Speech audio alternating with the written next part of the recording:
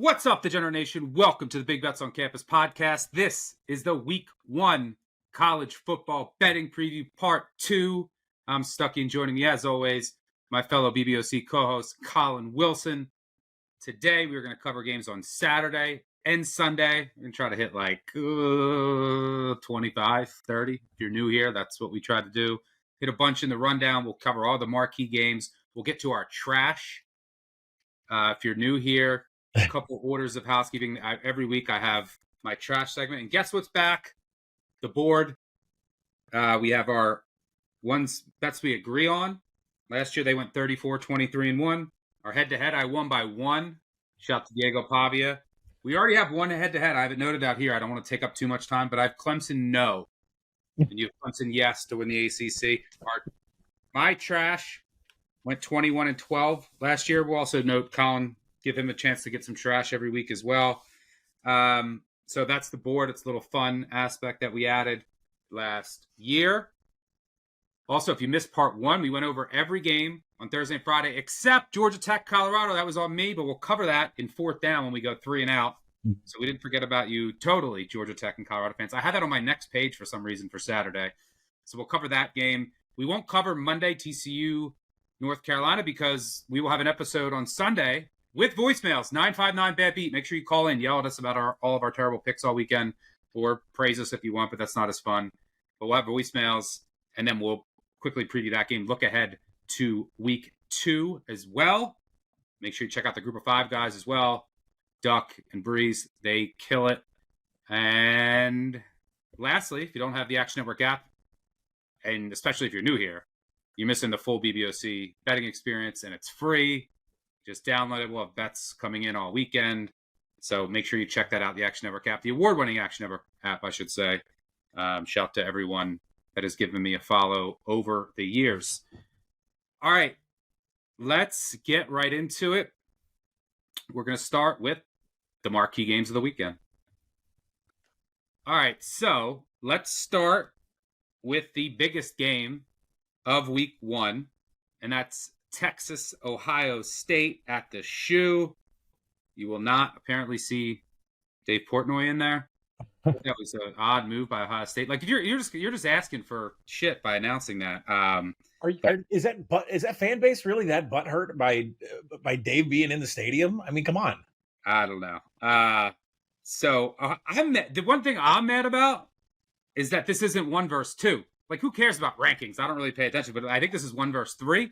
This would have been the first non-conference 1 versus 2 since the 2000s when you had Colt McCoy versus Troy Smith, I believe. And I think it was a blowout. I forget who won that game off the top of my head.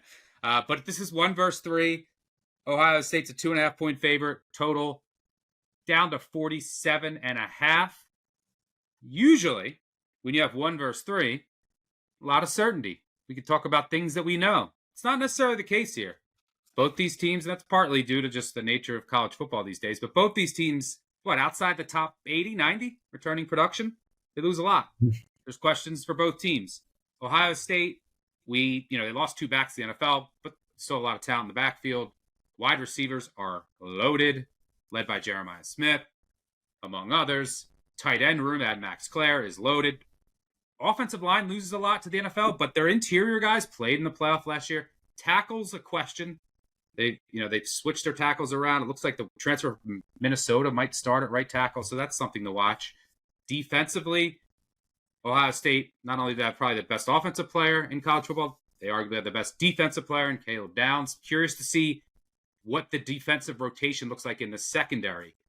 It looks like Styles, the other Styles, is going to play nickel. But how do they use Downs? Is it similar to last year? Who's going to take that deep safety role when they need it? What's the big nickel going to look like, et cetera? And how does the corner room shake out? So that's something to watch. The defensive line is definitely a major question for Ohio State after losing 4 to the NFL. Probably my biggest worry on the team outside of quarterback. And that's the theme with a lot of these top teams. Julian Sain did win the job, but it wasn't the most glowing report out of camp. Still a young kid, all the talent in the world, but how long is that adjustment period? We shall see. And it looks like Keenholz, I already forget the right pronunciation. Keenholz. He might get some packages, more mobile guy. So you might see him maybe like in that, Devin Brown used to do that.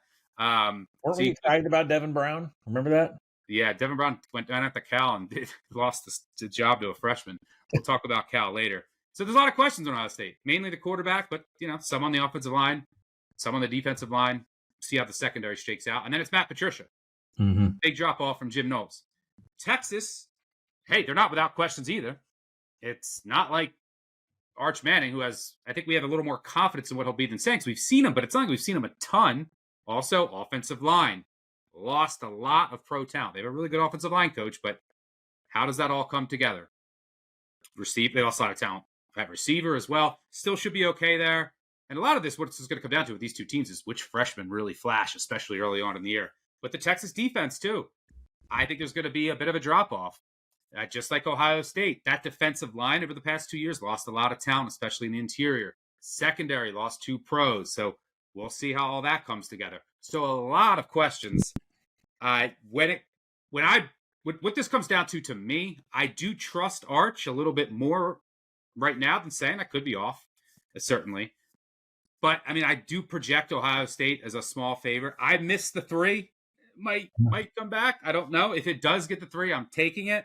What I'm more interested in doing here, give me Sark from behind, baby, against Patricia, making some second half adjustments. Give me some Texas live if they're down at the half with a better number. That's what I'm looking for. If it hits 3, I'm going to have to take it just numbers wise. And I think this is more of a coin flip game with a ton of uncertainty on both sides. Do respect the home field advantage. But what are you seeing here in Texas, Ohio State? Well, I think there's way more questions around Ohio State than there is around Texas. Obviously it's week 1 and anything could happen, and we know that, but there are more variables and more factors that are unpredictable that comes with Ohio State. But you've already alluded to one of the biggest elements of college football, what determines a national title contender, is coordinators, and especially coordinators that can change on the fly, change at halftime, change drive to drive. Remember, these college kids are now getting tablets in their face as of like last year with live video of what's happening. And that has built this huge buffer between the coordinators that know how to use that on the sidelines, prepare their teams for the next drive. The NFL just gets screenshots. The college kids get video on the sideline. And I think it really showed. It's why I believe about a year ago, I was preaching to everybody that the coordinators that know how to implement this are the ones that are going to shine. Chip Kelly, Jim Knowles completely changed the game plan for the entire Ohio State team midstream heading into the playoff. And Ryan Day was just going to sit back and let him do it. And it's good that he did because they won the national title. But do you have the creativity of Chip Kelly with Brian Hartline? I don't think so. Do you have Jim Knowles, a wizard, as your defensive coordinator? I don't think so. And I think that is a huge difference in this game that you're mentioning. Now, I have so many questions about Ohio State, and you've already mentioned the interior of the offensive line, Hinsman at center, the 2 guards from the national title run. That's great. But then you get to the tackles, and I start wondering if Julian Sain is going to be able to be protected from, say, Colin Simmons and Trey Moore. I think they could be huge factors off the edge here for Texas. Ethan Oinawa, for joints from Rice. He has over 2,200 snaps in the last 3 years. It's still Rice football, right? It's still, G5 level type edges coming off. The Minnesota player, Philip Daniels coming in, not graded great in blocking grades, his pass blocking grades especially. How does that play out with these 2 edges from Texas? And I think that's a big problem. And then you look at the passing game. Jeremiah Smith obviously deserves to be mentioned with Ryan Williams as the best wide receivers in college football. If you remember last year, Rose Bowl shows up and Jeremiah Smith just eats the entire Oregon team and sends them back home. Next week, what happens? Texas finds out a way to limit Jeremiah Smith. He was targeted 3 times by Will Howard. He made 1 catch for 3 yards. So Pete Kwiatkowski implemented the bracket, rolled the coverage over, made sure that Jeremiah Smith was completely taken out of the game. Now, there are other weapons here for Julian Sain to connect with, but I guarantee they're going to roll coverages and not let Jeremiah Smith beat him. You will be in the game if you don't let Jeremiah Smith beat you. And I bet you they implement that same thing that they did last year. So Malik Muhammad, expected to be one of the best corners in the nation. Can he hang on his own in man-to-man coverage? I don't know. We'll see what they do, but they shut down Jeremiah Smith last year. I expect it to happen again. As Yeah, far as they're going to roll up. They play more zone, a little more zone. I mean, obviously every team plays man and zone, but yeah, they're going to roll coverage over. But I mean, Cardinal Tate's arguably maybe the best number 2 in the country. You have Ennis. So there's still some talent out there. Can stay consistently get the ball and not make mistakes against the Texas coverage. That's key. I mean, Smith's going to make a couple plays. You just can't let him go bananas. well, we'll see. I mean, they're gonna be draped all over him like laundry. So I think if Texas loses this game, we're gonna be able to pinpoint why, and it's because Sark got too cute. Sark made a comment this week. Boy, me listening to pressers and coach speak again. What Arch does is he expands our playbook, see what Jaden Daniels, Jalen Hurts, and Josh Allen do, and we expect to do that. And when I first heard that, I'm like, oh my gosh, like everyone's going to run and bet Texas money, which as I'm sitting here, one of the sharpest books in Vegas just went down to 1. Like that's the thinking when you hear that statement. But I've seen enough Steve Sarkisian games where he gets in so deep into his bag, it backfires. And I think if Texas loses this game, it's because he gets too cute in the red zone, which has been the biggest problem with Texas football, except for the season they had Bijan Robinson and Roschon Johnson. Well, how much does Arch, theoretically, he should help Texas in the red zone because of his legs? And that could take this offense to the next level. We're not tossing to Wisner here. You got to do Arch over the interior. We're not doing tosses to the Wisner. So I'm not really worried about the offensive line. I mean, Trevor Gooseby, I mean, as a prime example, comes in, fills in during the playoff, had bad like 2 quarters, and then completely was like an elite lineman like a game later. Ryan Wingo at wideout had the most chemistry with Arch in camp, so you'll hear his name a lot. DeAndre Moore had 7 TDs last season. They're elite everywhere, and I'm not worried about the offensive line. Texas is the play. If it loses, I would pinpoint it straight on Sark being in his bag, because there is not a world I live in where Sarkisian is losing a playbook equation against Matt Patricia. By the way, do you agree with me here? You should watch Caleb Downs from the get-go. And if Caleb Downs is locked into a position, playing zone or manning single high safety and not allowed to roam, I think that is huge red flag for Ohio State's defense from the start. Yeah, I'm going to be watching the secondary closely. I can't put it on the agree because I need 3. We'll be looking. I mean, it might come, but I will be looking for Texas live for sure.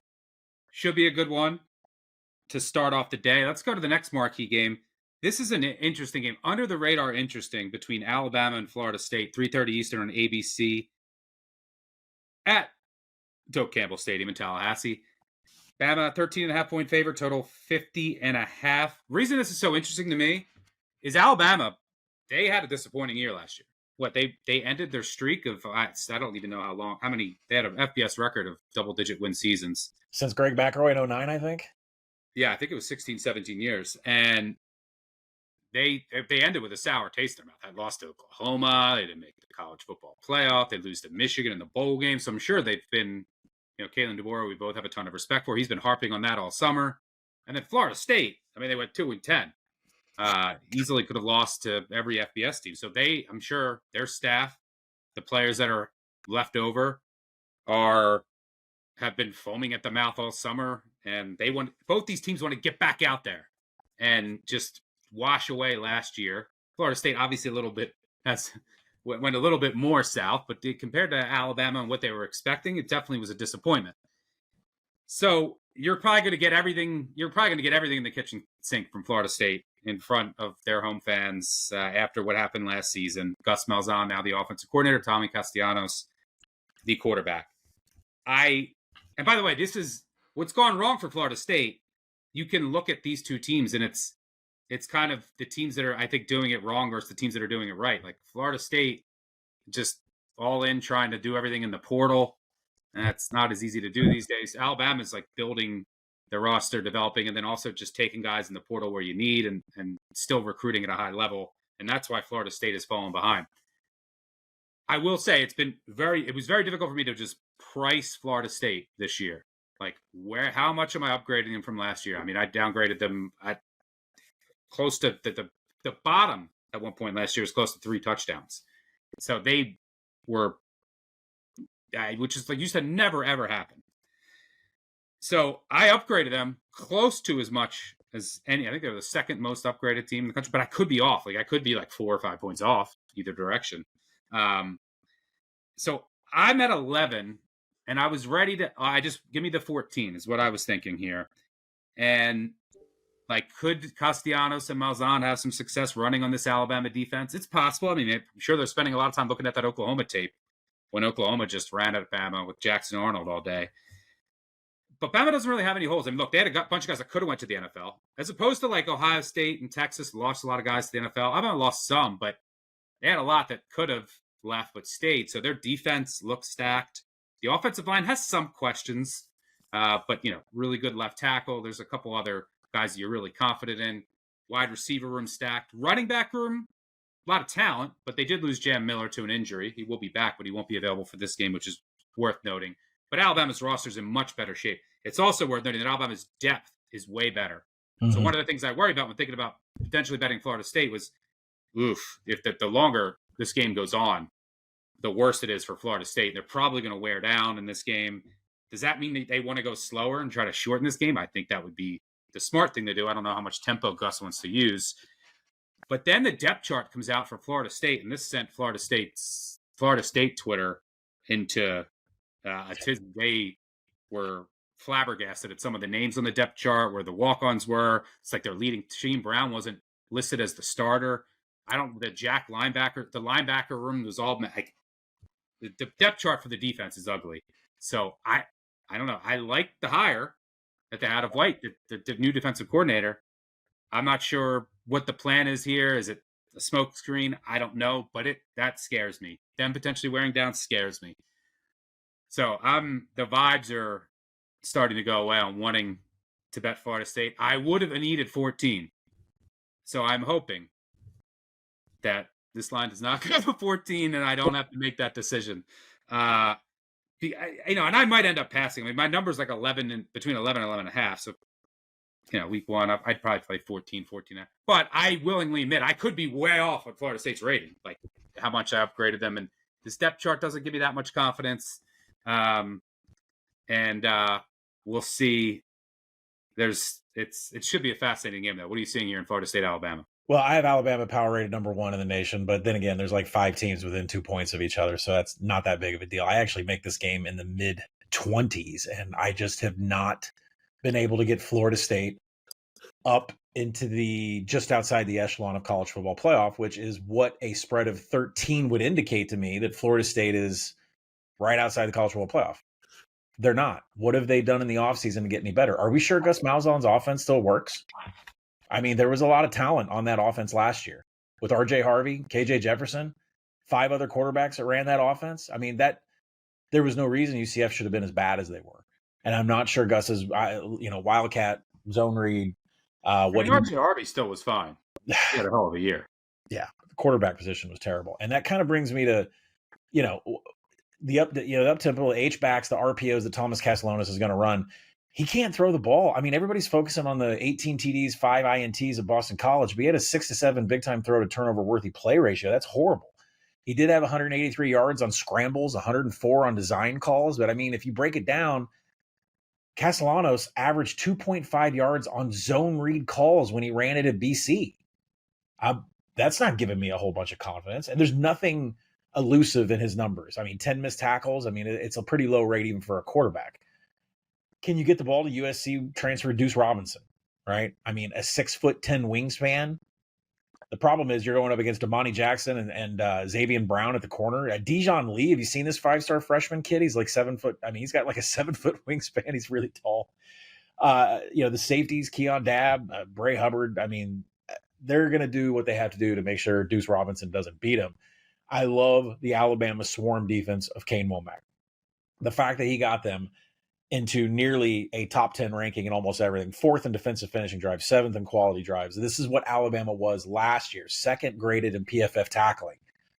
Those are metrics that are all come down on Kane Womack, and he is still there, and his defense is supposed to be better this year than it was the year before. On the other side, am I worried about Ty Simpson? I mean, he's not Ryan Grubb's quarterback that Mac that's the other thing for me, too. I'm not a Simpson guy, so I have Alabama power rated. I haven't power rated 5th. But where do you have Florida State power rated? I have Florida State. I have Florida State 40th. and I upgraded them 13 points, and I still have them 11 and a half.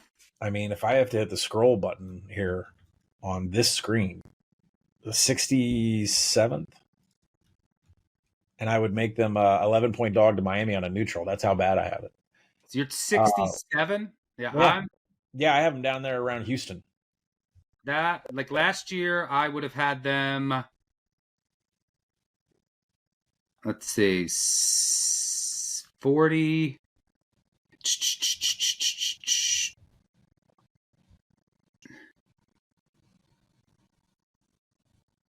I mean, look at it this way. Close to where I had them like last year.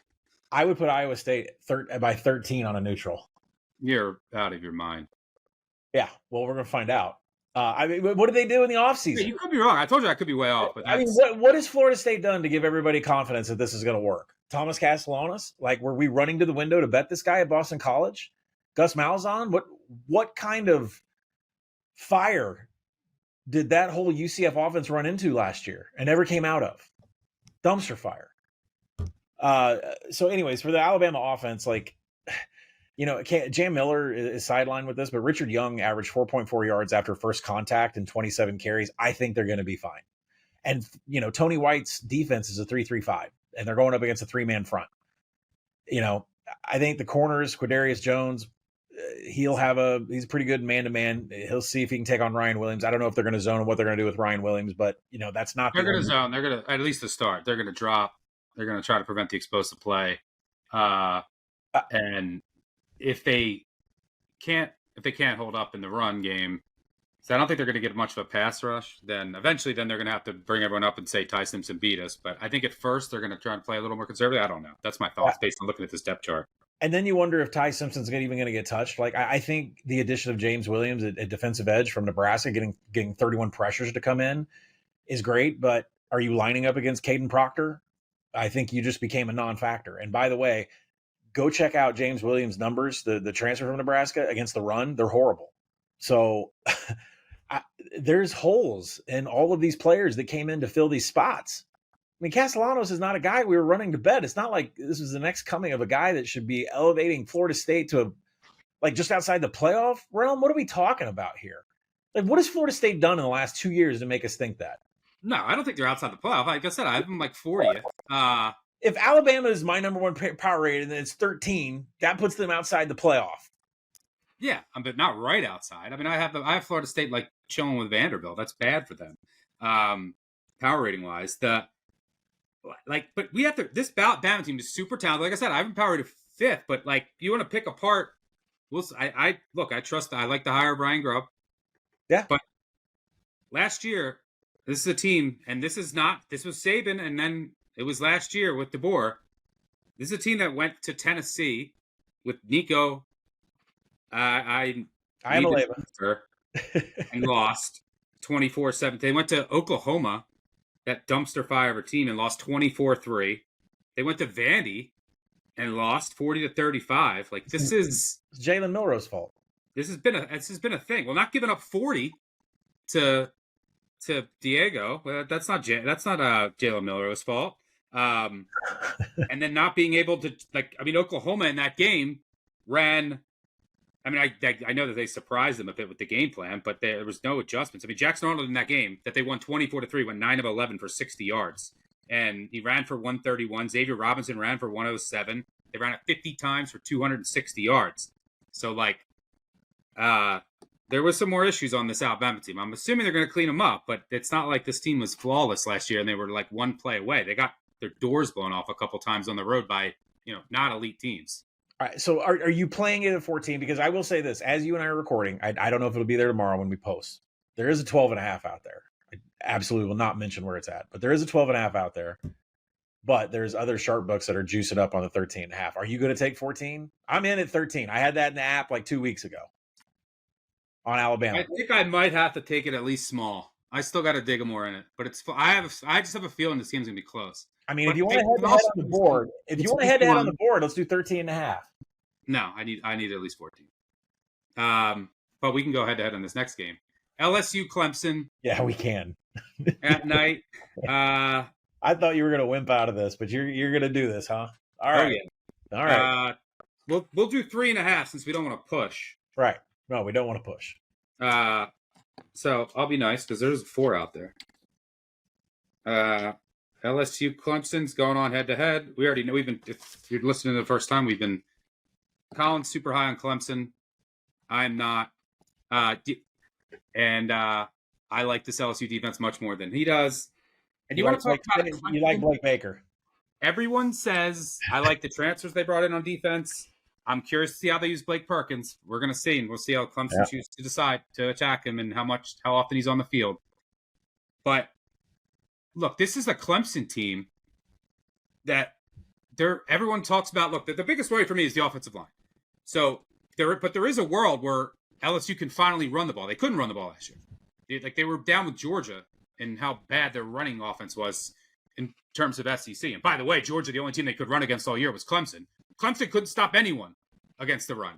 Anyone with a pulse ran all over them. So I get that they have one of the best defensive lines on paper. They have guys who are going to go in the first round of the NFL draft. But even with those guys last year, and look, they have everyone back, their number 1 returning production, yada, yada, yada, they still were outside the top 75 in rush success rate. This is a team that would routinely give up 5.5, 6 and a half yards per carry in a game against anyone with a pulse. Got just bullied by Louisville at home. Anyone with a pulse, they lost to last year. And they were extremely lucky to make the college football playoff. Shout to Mario Cristobal for losing to Syracuse because I was all in on Clemson last year. I had them to win the ACC. I had them to go to the college football playoff. But that was at a different price point. And now everyone is – and that team last year was barely a playoff team. And yet, they look good against Texas in a loss and what they barely covered or whatever. They were right on the number. Tom Allen's an upgrade, though. Yes, but it doesn't mean day one that he's going to wait. Run D is his thing. I think he's eventually going to get it fixed. I agree. Look, I have Clemson power rated 7th. So a lot of people are like, that might be – I think it might be too high, to be honest. But so I have them dead even with LSU. And, well, actually I have LSU a half point ahead. Home field advantage for Clemson, it is above a field goal. So I don't think this line is egregious. No. By any stretch. It's not like I show a huge edge on it, but I have to stick to my guns. It's week 1. I've been saying all summer, Clemson is overrated. And I'm admitting that I might be too high on them. I think LSU is more upside. Like, we kind of know what Clemson is. I love their receivers. Their offensive line should be good. I love the hire of Matt Luke. He fixed their offensive line last year. But I'll take Nussmeier over Klubnik. They might have a run game if this offensive line hits. Now, look, the offensive line could collapse on the road, week 1, brand new offensive line. Like, you're going to have 5 new starters. It looks like DJ Chester, your 1 returning starter, might not even start. He lost 4 to the NFL. Now, there's some talented guys. You got a Vatek transfer at center, Northwestern transfer at guard, and you got some talented, 5 stars at tackle. Still a battle at one of the tackle spots, but it could just be disastrous. I'm willing to admit that. But I'll ask you a trivia question. Who is, out of all of the current coaches, who is the most profitable since 2005 as an underdog? I mean, it's got to be, you're probably coming up with a Brian Kelly thing because you went all the way to 2005. And all I hear about is Brian Kelly can't win the first game of the year. I'll grant you that. We can lose by 3 here. You didn't watch Netflix, did you? But no, he's awful on Netflix. So who likes Brian Kelly? Why don't we talk? Why isn't anyone talking about Dabo in week 1? Last year, destroyed by Georgia. 3 years ago, destroyed by Georgia. Scored 3 points, 3 points. Oh, it's Georgia. They're so good. Georgia wasn't that good last year. How about 2 years ago? Was that at home against Duke? They were laying a big number. They just laid an egg. Got destroyed by Duke by 20. I think that game was at home. Why are we talking about Dabo? It's on 1 game since COVID in week 1. And don't give me it's just Georgia because Duke blew them out in their home field in embarrassing fashion. Give me the points, baby. Go Tigers. Oh, man. What time does this game kick? Oh, you and I are going to be primed by the time 6:30 comes around. Look, Jesus Christ has been a part of Dabo Sweeney's life the entire time. But I don't think Dabo saw the light until this offseason. There's finally a transfer portal haul. And there's finally a defensive coordinator that he didn't just upgrade from assistant. All right. Dabo has seen the light. He understands how college football works. He's going to have to eat some words that he said in the past about how he's going to retire. Right. I love the moves that Clemson has made in the offseason. I don't have as many questions about them as you do. And by the way, for transparency, I make Clemson by 1 on a neutral. So I don't think the line is outrageous either. I mean, this is. Yes, you'd make it like 4.8. Well, I do like a Taylor series to get home field advantage. Like I could look up what Clemson's is, but every team is different for me. 2.4. Yeah, same. Yeah. My home field for Clemson is between, for a night game and big game, is between 3.5 and 4. Yeah. So look, I said this in the ACC pod, so I'll repeat it quickly. Klubnik is getting better and better. 3.9 to 3.3 to 2.3% turnover-worthy play rate. It has gotten better year over year over year. 28 big-time throws to 13 turnover-worthy plays. Last year was his ratio. He is getting much better with pressure. Klubnik finished 9th in the almighty stat on target rate last year. His accuracy is elite. He can hit anybody on the move. That is good news for Antonio Williams in the slot. That is good news for an aging Bryant Westco, who should be the jump from freshman to sophomore, I can't wait to see this kid because he was mentioned with Ryan Williams and Jeremiah Smith in that recruiting class, and it took him a while to come on. So I'm interested to see how this goes. I will give you this. There's a hiccup at running back. I thought this true freshman, Gideon Davidson, was going to be the starter, but they took wide receiver converted running back Adam Randall on the depth chart. That doesn't mean that Gideon Davidson isn't going to get some runs here, but that's a true freshman. I know he looks like a man-child and he looks like a man possessed in these fall camps, but it's still, I don't even know if he's 18. It could be 17. But, that someone's got to join Klubnik in these zone reads. You just can't be on Klubnik with his legs. So we'll see how that works out. But then again, I think Blake Baker, the defensive coordinator for LSU, has got so much to improve on. 80th in defensive quality drives. You're letting everybody march up and down the field. You were 124th in rush EPA allowed. That's just too many explosives on the ground. 113th in standard downs explosiveness. I know a lot of that is run, but on 1st and 10, 2nd and 7, you're getting wiped. The secondary is revamped with players that put up numbers. I'll give you credit to that from our preseason pod in the SEC. But are they going to be able to communicate with each other in game 1 in an environment like this? You can bring all these transfers together and they can have PBUs and all that. But you're sticking in this in a hostile environment and expect them to communicate with each other. Blake Baker has not been able to get a secondary to communicate with each other even when he was back at Missouri. So all of a sudden we're going to expect it now. What's Harold Perkins' form going to be? Is he a freshman or his sophomore season? Which one is he? And Whit Weeks? I said in the SEC pod, I'll say it again. Yeah, he had 82 tackles, and yeah, he looks like he's just running on adrenaline out there all the time, but he missed 16 tackles, and some of them are critical. He over pursues. I need to see a little bit more maturity out of Whit Weeks and his pursuit angles because he misses tackles. God knows he can stick it to you, but he misses tackles. I'm not saying it's a lock by any stretch. It's week 1, but I still need to see more from Klubnik. You're anointing him like all his numbers last year compared to who's Nussmeier's playing. App State, they're historically bad defense. NC State's worst defense in 20 years. Stanford's defense last year. Florida State last year. Wake Forest, UVA, Louisville. Wow, he threw it 56 times for 210 yards. Vatech, he threw it for 16 to 34 for 211. Citadel, oh yeah, great. Like he looked better at the end of the year. I'll give him that, but still, the body of work, need to see more. Give me the points. Hold on. One last thing. Brian Kelly said that he's rotating 8 offensive linemen in this game. No, he said you could see up to 7. And that's because they might rotate their tackles. You could see Chester in there. That's fine. I'm okay with if you see another guy or two. Clemson 3.5. Let's go. All right. I'm in. Go Tigers. All right, let's get to the rundown before we go. We'll get to some 3 and out, and then we'll talk Sunday as well. And don't worry, we'll get to Georgia Tech, Colorado as well. I'm going to go through a bunch of games quickly here. You tell me if you want to stop any. You can agree. Washington, Colorado State. I think Huskies roll, but across the 21, probably a pass. Washington can still play in the secondary. Colorado State with Jay Norvell's returning to the pass with Nicolosi Fowler. That's a bad combination. Utah, UCLA. This line is taken off, but UCLA's real banged up at wide receiver. The D is going to take a big step back. With all the NFL talent they lost, the offensive line should still be a mess. I'm not a Nico guy. I know the line's taken off. It's still either Utah or nothing. I don't know where we put. I don't know what number I wouldn't take Utah at. Nico Iamaleava, 25% pressure to sack ratio. He can't get out of his own way. And one other stat for Nico that I did not mention in the preseason pod: 2.95 seconds to throw. That is an eternity, and I don't even know how that stat came out of the Tennessee Volunteers offense, which is quick strike on slots. Nico is not a good quarterback, period. I would take Utah even up at this number. If you're just now getting into college football, I would still take it. Yeah, I mean, anybody had like five touchdowns against the FBS teams he faced last year, and that was on Tennessee's offense, which had a much better offensive line, running back situation, and wide receivers, even though they were down. Wazoo, Idaho, can tell you, I know some real money on the Cougs. I have no feel.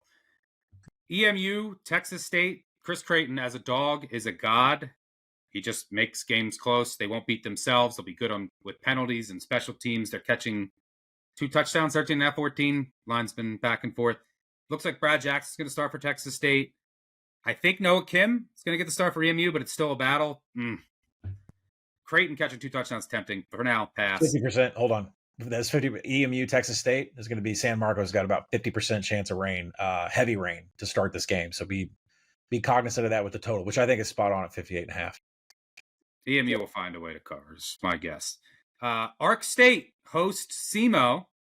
Remember, they almost went to an FCS school last year before the big Arkansas game. Do they trip up here? And that leads us in to Collin talking Razorbacks football. All right. Arkansas has, and I have a couple more games to get to in the rundown. Don't worry. Arkansas's Alabama A&M. The Bulldogs. What did I read today? I mean, what did I read last week? That Arkansas, Pittman's moving one of the offensive linemen to defensive line. What's going on in Arkansas right now? Well, Pittman is getting ready to retire.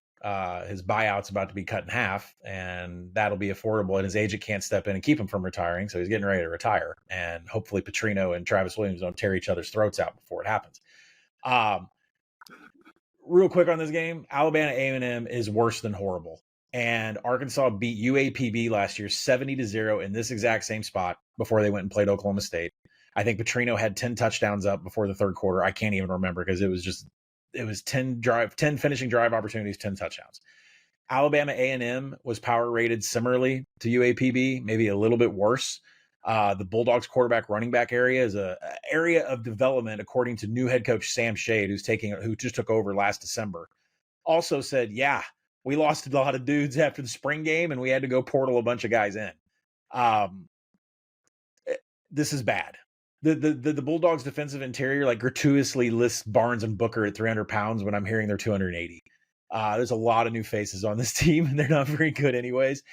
I think Talon, Petrino, not only do they get their fair share up. Oh, and remember I said this last year because the bet last year wasn't for 10-second timer, by the way. All right. Arkansas in the first half, 100% when it comes out. We're recording this on a Tuesday because that's what the bet was last year. That's what Petrino does. 35-0, 42-0, whatever by the first half. Minus 42.5 if you want it. Arkansas is absolutely going to wreak havoc on Alabama A&M. Well, don't you worry. We'll have plenty of time to talk about the Arkansas roster next week before we break down the huge showdown against Arkansas State. By the way, on our app, on the Action Network app, I just looked to see if there was a line. There was someone, I don't know who this guy is, but he was just showing up as logging a pick in this game. He's known as a Buccaneers prop expert is his subject. He has a pending bet on this game, and it's Arkansas +1. That is a line and a half. Wow. Pittman would definitely be gone if that was the line. All right. Arkansas first half when that comes out. What kind of sweetheart teaser is that? It's just a straight up +1. I have no idea where it came from. All right. Not verified, so you can't it's not like our accounts. By the way, I mentioned EMU. Mac Manifesto, by the time you listen to this, will be out. 10,000 words on all the MAC teams. Make sure you check it out on the Action Network app and actionnetwork.com.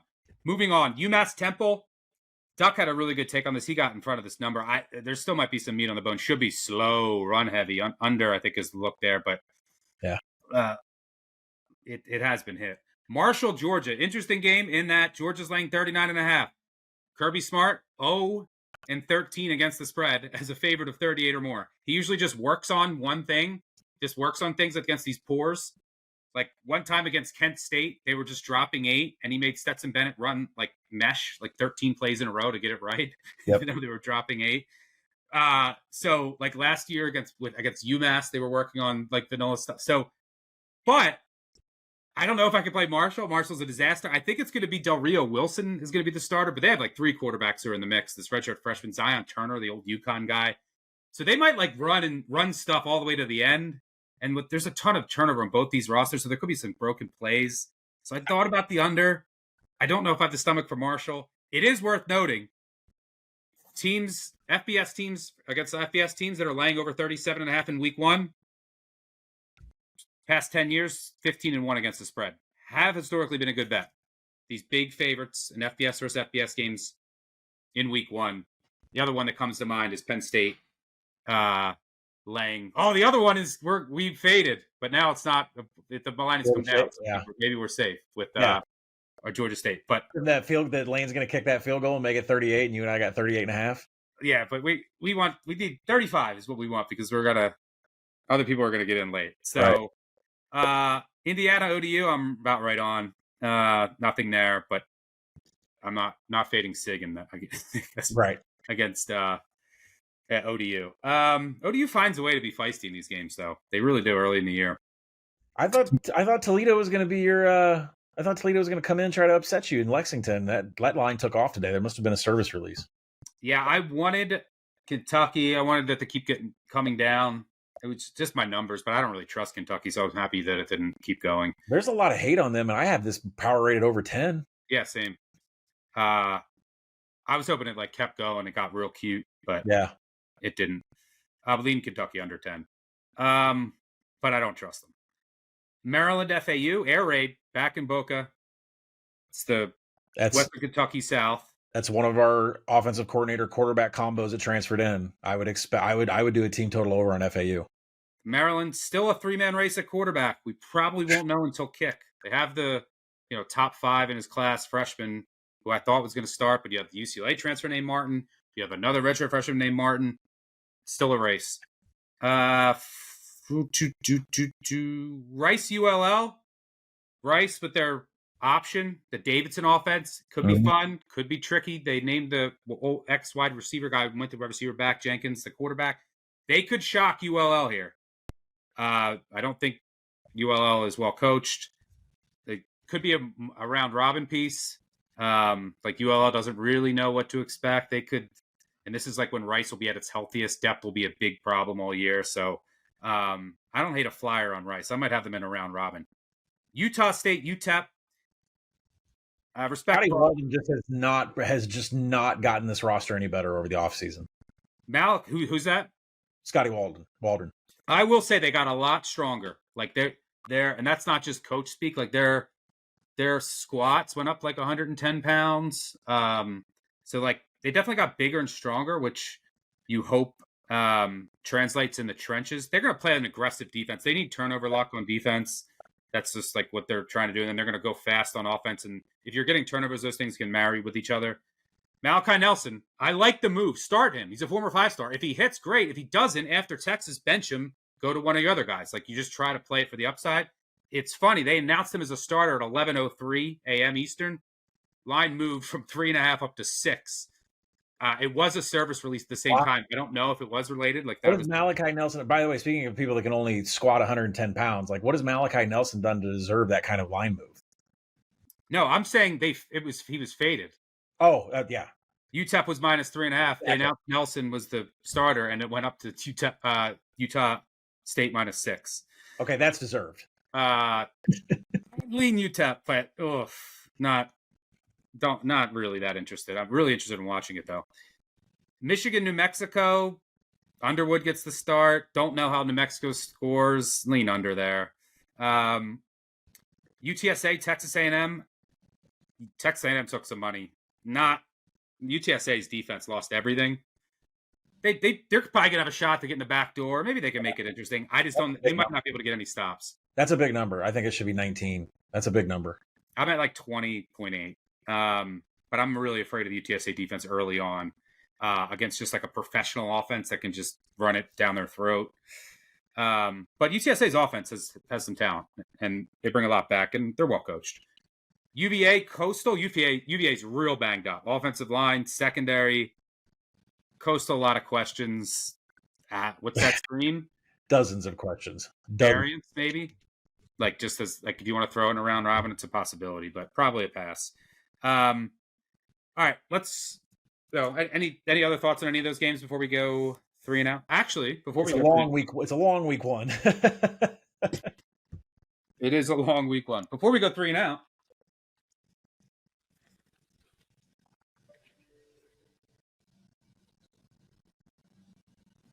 It's time for some trash, baby. All right, first trash of the year. I put it in the Action app last Saturday when we were in Chicago. If you didn't already see, we're rolling with Georgia State. Anything over 5 touchdowns. So it's still out there. I made this like 31 something. What I got to search. It was below 32. So I thought the line was like a touchdown too high at 38.5. Still good enough to play. Now, is it scary fading lane here? Yes. Go look at last year's results. He beat like someone 72-0 in the week one, and then someone like 52. Like they just destroyed. But they played 4 cupcakes to start last year. And then what happened? They played Kentucky.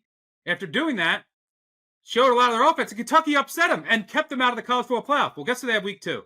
Kentucky. And then they have another SEC game in Tulane. I doubt they want to show as much here.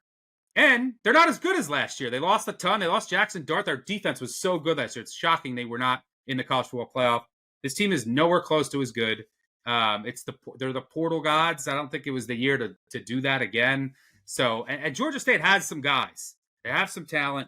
I think they can put up enough points here. And I don't know, it's famous last words. I don't know if Lane's going to be totally interested in driving this all the way up and showing as much as possible. We are rolling with Georgia State plus 35.5. I am so excited to write this on the trash board. The first trash of the year. You agree with this? We can put it on the agree too. Double dip. Yeah, we can put it on the agree. Definitely like this trash. All right, and then you got some additional trash. Yeah, I think we're probably going to want to look. It's gross because I know that they've lost so many players, but I think we want to look at South Dakota catching Iowa State in a primo spot coming back from Ireland. Kansas State's in that same spot too. Tough spot. Yeah, so that number is out there. What is that at a 14.5? It's just such a primo spot before the Cy-Hawk Trophy game next week, and then them and Iowa State coming off. And plus, I remember a world where Drake almost beat Iowa State. I mean, there's just nothing in these games. Yeah, these Campbell games are gross. They have Iowa on deck. Yep. And they will show nothing. Like they will get the lead and they will get out of there healthy without showing anything with Iowa coming up. Yeah. So I would agree. I have a lot of questions about South Dakota, a lot. Yes. But it's a spot worthy of playing north of 2 touchdowns. Yeah, let's go ahead and get that in. And Cal? Yeah, I mean, if we want to consider Cal, I think they should be favored against Oregon State. Then this is the healthiest we're going to get out of the Cal team, and it's going to be Justin Wilcox's probably best defensive performance. I mean, if there's any more energy left in him as a coach in this roster that believes in him, it's going to come out in this game. They do have a new offensive line coach and Famika and there should be some improvement there. I know that we got Devin Brown sighting here. And they got a good freshman, Saga Palute. I think the offensive line is improved. I think the quarterback situation is as dire as people are making it out to be. And Oregon State, their defense just has way too many phases, especially the defensive line. I think Cal can hang here. I don't want to say that whole cliche, wrong team favored, but I think Cal wins outright. You think they can hang? They're 1-point dogs. I hope they can hang. I mean, they're going with a freshman at quarterback. I don't know. I don't have too strong of a feel there. Cal ravaged in the portal. I don't trust Oregon State. I don't trust either offensive line. I don't know what I'm going to get from this true freshman quarterback, which scares me. He gives them more of an upside. I think they made the right decision not going with Devin Brown. Yeah. If you make mistakes here, I think they're probably going to handle him with kids' gloves. Cal's secondary lost 3 starters to the NFL, but Wilcox always has a good secondary. He knows how to develop guys there. His front 7 should be okay. I'm going to trust that he has a secondary ready. And look, I don't trust Malik Murphy, and I expect Oregon State will go run heavy. What does that lead me to believe? Like, I don't think Malik Murphy will take his shots downfield, but it'll probably be inaccurate.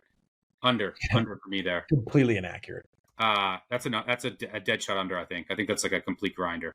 Now Yeah. you just got to hope for no mistakes out of Murphy, which could happen, or the true freshman. That's what worries me, depending on where they're on the field. But I like the under there. I don't necessarily disagree with you taking the points, but a little too much uncertainty. So I'm probably staying away on the side, but I already have the under there. All right. Before we get out of here, still a lot to get to. Let's go 3 and out.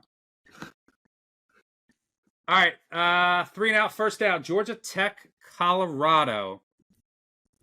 Georgia Tech, 41. I was going to say a 41, and you talk about it being a long week. 41.5 point favorite. A 4.5 point favorite. Total has come down. This game's on Friday night. I missed this in part 1. If you're wondering why we're covering this now, if you missed the early part of the podcast. Georgia Tech, this is not an easy trip. Going out to altitude in Colorado. Crowd is probably going to be hyped. 8 p.m. Eastern on ESPN. Totals come down to 52.5. I don't disagree with that move down. My first thought is Georgia Tech, but I like betting Brent Key as a dog. I think he's like 14-3 or something against the spread. I'll be betting him as against a dog against Clemson. I know that already. And any other time he's a dog this year. He's not as good as a favorite. Part of that is the way that Georgia Tech plays. And that's kind of conducive to this under here.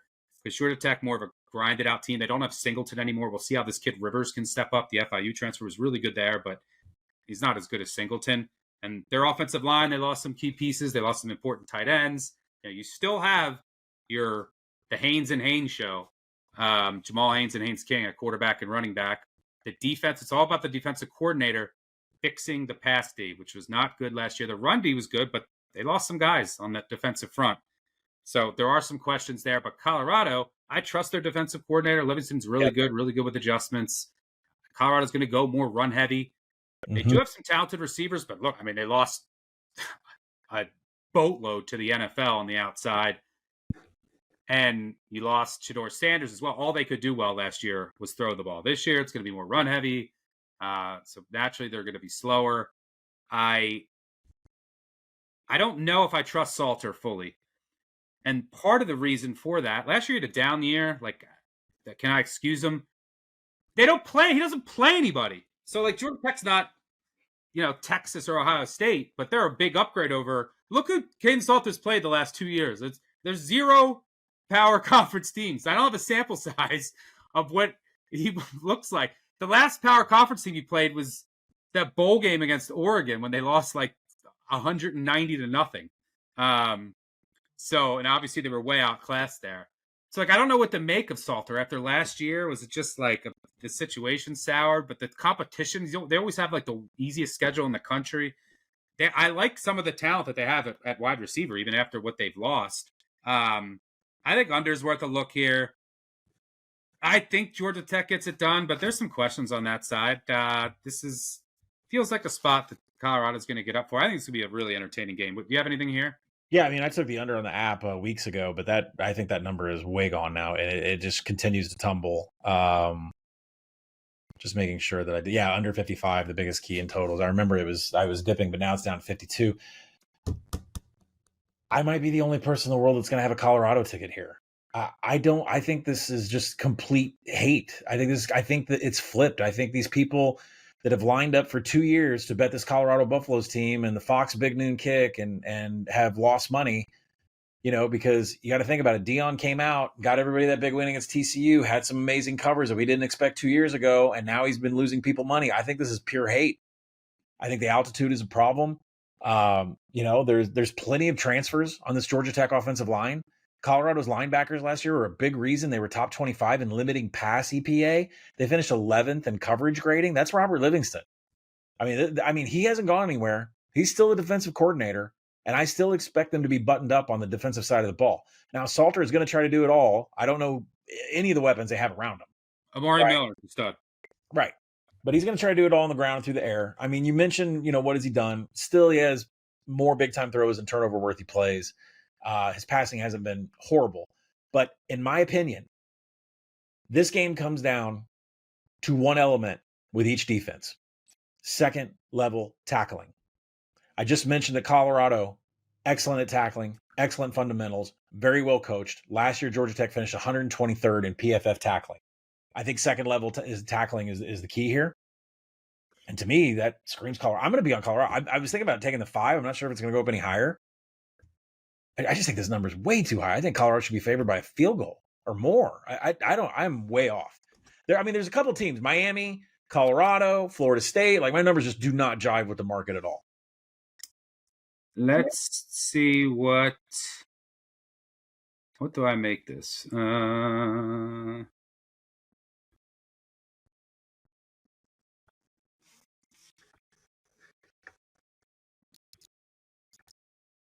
I make this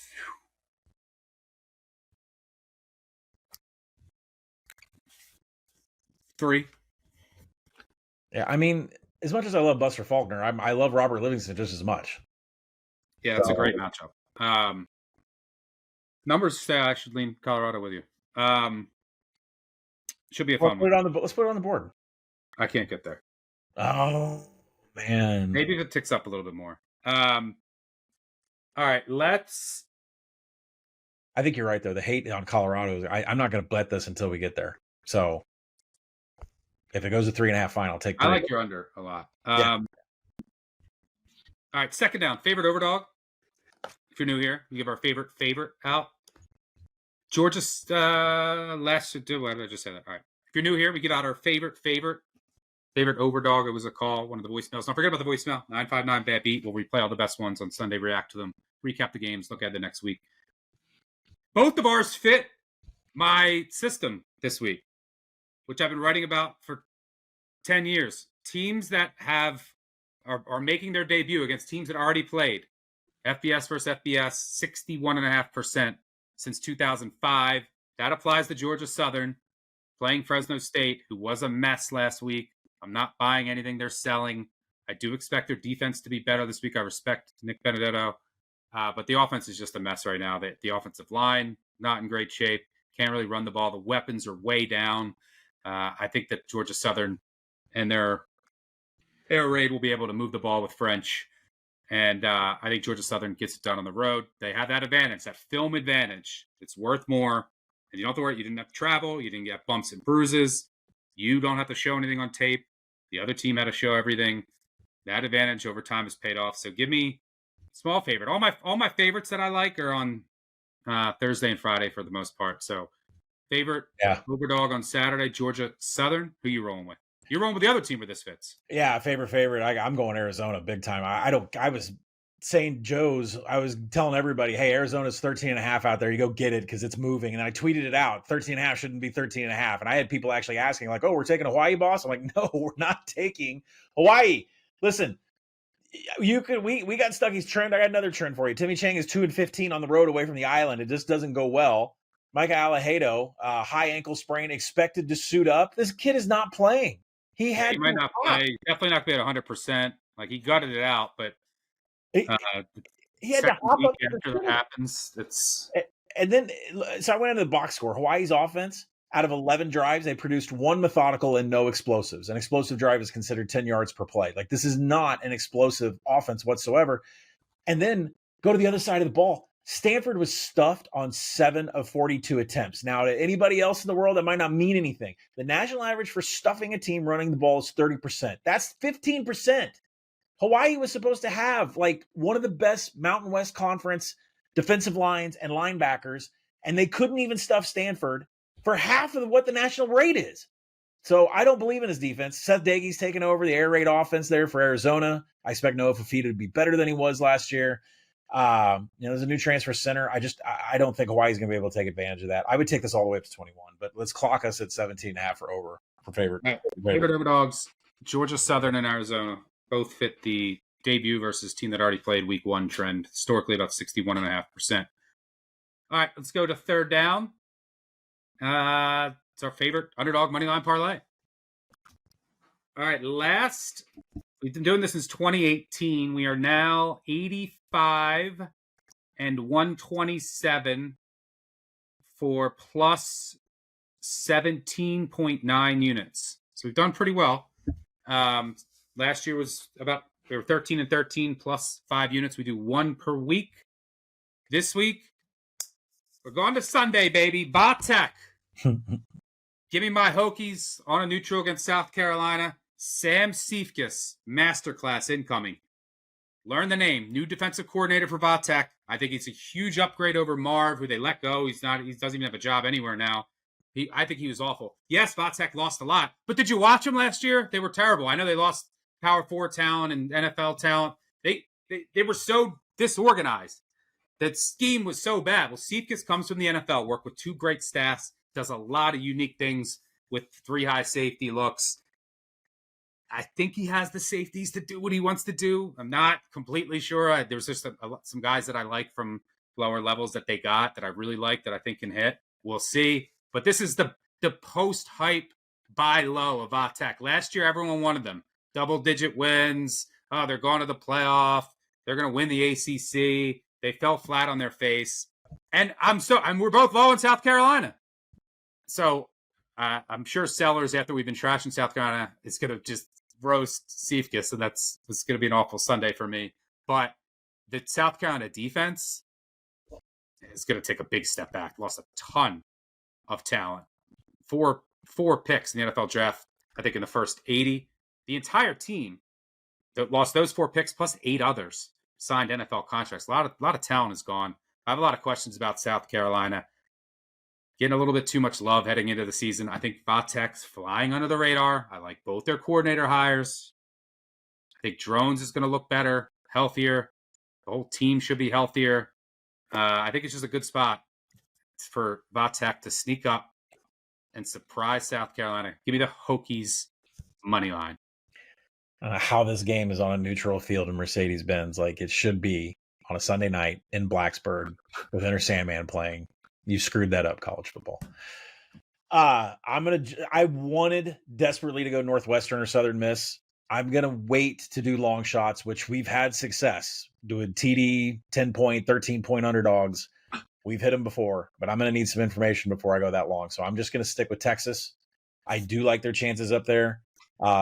Sark, see you soon. Stay out of that bag. I know it's expanded for you with Arch. They're running the RPO, but don't get too much in your head down to the end zone. Too many questions for Ohio State.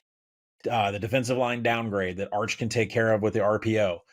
Too many questions on the offensive side with Julian saying, how does he get the ball to Jeremiah Smith, who was shut down for only 1 catch on 3 targets last year against this very same Texas defense? Just way too many questions up and down for Ohio State. Particularly, ask yourself this question: which set of coordinators would you rather have here? Would you rather have Steve Sarkisian calling the offensive plays against Matt Patricia? Would you rather have Brian Hartline with a watered-down playbook of Chip Kelly going up against Pete Kwiatkowski? The answer is Texas. So we're going Texas money line. Nice, safe, short money line to get this parlay home, hopefully, or at least kick it off before we get to Virginia Tech. There it is. Moneyline Underdog parlay, or if you just want to play them separate, or throw them in the round robin, Virginia Tech and Texas. All right, before we get out of here, we are going for it on 4th down, because we didn't forget about you, Notre Dame and Miami. Another top 10 matchup on Sunday night, 7:30 Eastern on ABC. This game's going to get weird, because those Sunday night games on Labor Day weekend, or is it the Monday night games? I forget which ones always get weird. One of them. They probably both will always get weird. When was like the LSU extra point Florida State game? Was that a Sunday or Monday? I think that was a Monday night. And then how about the game last year between LSU and USC? Was that a Monday night? That was a Monday night. Okay. So maybe the Monday night. Maybe that's a teaser for our podcast, 959-BABY. Don't forget about the voicemail. A teaser for our podcast on Sunday. We'll recap the weekend. We'll talk about that game on Monday night. I have a feeling this game will get weird. Notre Dame 2.5-point favorite. Total is down a bunch, 54.5 to 49.5. Crossed the second biggest key in 51. I played this. I missed the under. The under made a ton of sense to me. Yep. And I missed it. How I played it, I'm going to look for an under live. So how I think this plays out is maybe similar to like Notre Dame, Texas A&M. That game was just a complete grinder. So number one, Miami's offense is going to go from like electric, oh my God, fireworks every play to like, we got to run it, ball control. So their offense is going to look completely different. They lost all of their weapons to the NFL. You lost Cam Ward, the number 1 pick. So I think it's going to be slow, run the ball, and their defense should be better. And then Notre Dame, The defense is really good. It's going to be hard for Miami to move the ball on them anyway. And they have questions on offense because their quarterback. The reports have not been good in camp. And now you're making your first start on the road in prime time. There could potentially be weather. So what do I think Freeman probably does? Probably says, all right, let's run the ball with our stable of backs, rely on our defense, especially early. So I went with the first half under 24.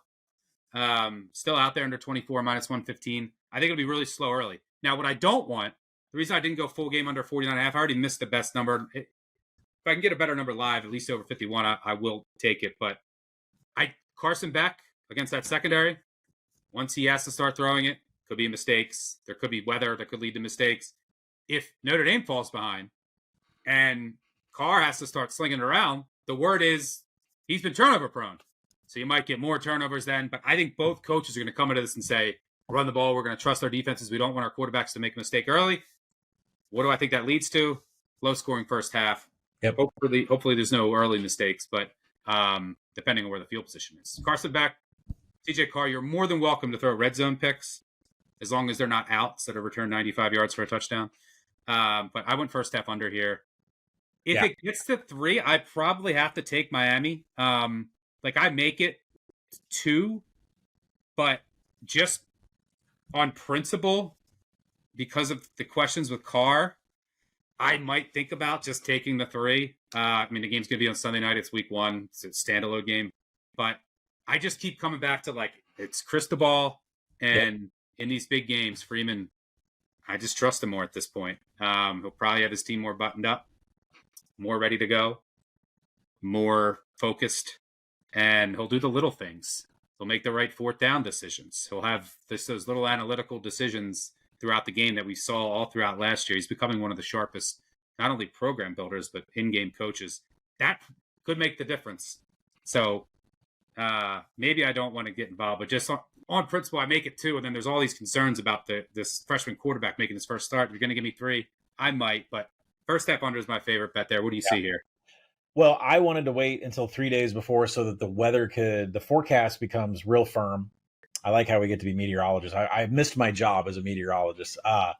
Right now, it's projected to be heavy rain in the first quarter of this game, the first hour of this game, over a 50% chance, and supposed to be heavy. What that means is we're going to have a chunky Hard Rock. That completely favors the rushing team, and that would be Jeremiah Love eating behind this offensive line. The Miami D, don't forget, under Corey Heatherin, they are transitioning to a new defensive scheme, a 4-2-5. That move was made to enhance the pass rush. It might be moot in this game, and if there is passing, that really helps the under 2. There's no expectations of stopping the ground game. Ruben Bain is going to be an issue for this offensive line, but still, if Notre Dame stays in standard downs with Jeremiah Love, we are talking 13-play drives that eat clock. I don't think we're alone in this thinking, because even though the total is dipped down to 49, the first half is actually, we're losing the 24s and we're seeing 23.5s on the board. I wanted 24 there. I wanted to wait until 3 days, Thursday, so the forecast could shore up. And I don't think recording this on Tuesday night, we're going to get there. The field. So the field, and there's a game played at Hard Rock at 4:00 the day before. So really? Field, Florida A&M is playing Howard in the Orange Blossom Classic. So there's a game being played the day before. Add in the weather, the speed on this field might not be ideal. Yeah, boy, they have to have a turnaround like that when the Dolphins and the Hurricanes play. That's a crazy turnaround. Look, Carson Beck, I'm not really worried about him. You're going up against what turned into an elite shutdown corner as a freshman with Leonard Moore. Is Carson Beck going to have rhythm? I know he came through the portal, but there's other wide receivers and weapons here. Keelan Marion, Tony Johnson, CJ Daniels. They're respectively from BYU, Cincinnati, and LSU. They're all portal targets for Carson Beck. How in rhythm are they going to be? How in sync are they going to be? And oh, by the way, Notre Dame can play some pass coverage, despite the defensive coordinator change. Freeman's going to have them just fine. So I like the under in the first half. I think the weather in the first half favors. Should we put it on the board right now? Put it on the board, agree? Oh yeah, absolutely. But let's make it 24. Yeah, there's a 24 still. I can't wait. I can't wait till Thursday. We're gonna have to do this now. Yeah, I put it in earlier today. Oh shit! No wonder. All right. Recap of the board. Trash. Collin's going with South Dakota. We would agree, but that's FCS, so we won't do that. We don't know where the line's going to be. And Cal, I like the under with Cal. My trash, Georgia State. Head-to-head, LSU Clemson. I got LSU. Collin is Clemson. Agree. First half under 24, Notre Dame, Miami. Georgia State, anything over 35. That'll do it for us. 30 games in a little over an hour. You love to see it. Mid-season form. Thanks to Collin for joining me. Thanks to our producer, Matt Mitchell.